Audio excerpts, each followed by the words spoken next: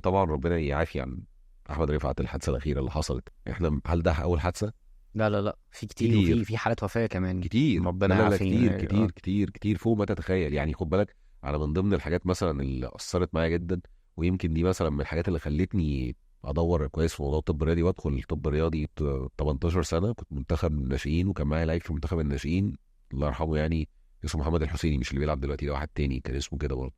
محمد ده كنا في تونس سنه 2000، كان 19 سنه بالظبط، سنه 2000 بنلعب بطوله افريقيا. رجعنا من تونس راح اولمبياد سيدني مع الفريق الاول، ولعيب كان بيلعب اساسي والاهلي منتخب اول، فريق اول بيلعب في منتخب مصر اساسي فريق اول، عنده 18 سنه، كان اصغر مني بسنه، كان 82. رجع من اولمبياد سيدني بيلعب جيم في الملعب مع واحد صاحبه، وخرج يجيب الكوره من الملعب، وقع مات احلى في خطير. الملعب. إيه؟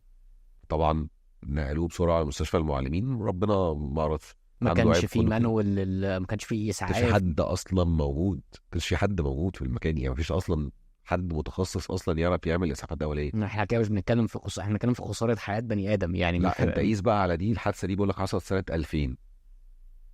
سنه ممكن نقول ان هناك كان الوقت ده كان لا الدنيا متأخرة شوية. محمد عبد الوهاب اتكررت معايا جوه نفس المكان، صح؟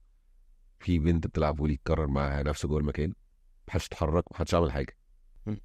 يقول لي ايه الاجراء اللي تم، ايه الريجوليشن اللي اتحطت ان ده ما يتكررش تاني؟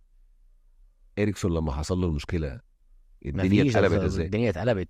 اه. خد بالك البروتوكول اللي اتعمل لاريكسون لما انت تيجي تتكلم هنا مع حد، محدش بيعمله ومحدش يهتم. انت مش خسرت فلوس بس، انت خسرت فلوس، خسرت روح بني ادم. بقول لك اتحاد الكوره جابر كل نادي على ارضك ماتش هتجيب عربيه اسعاف.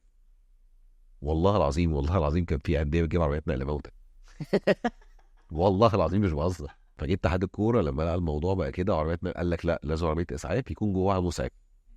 تمام. فالمهم النادي البترولي ده قال لك لا، طب ما احنا هنجيب مسعف منين؟ طب ما احنا هندفع 800 جنيه لعربيه الاسعاف بتاعه القاهره. طب ما احنا عندنا العربيه، طب ما احنا ما عندناش مسعف، نعمل ايه؟ اقول لك الممرضين اللي موجودين عندنا في الاداره الطبيه في الفروع، ما نضرب لهم كارنيه مسعف ويروحوا يوروا الحكم ويبقى خلصنا من الموضوع. والله العظيم بجد ده حصل يعني. طب انت من الاخر انت بتستنصح ليه؟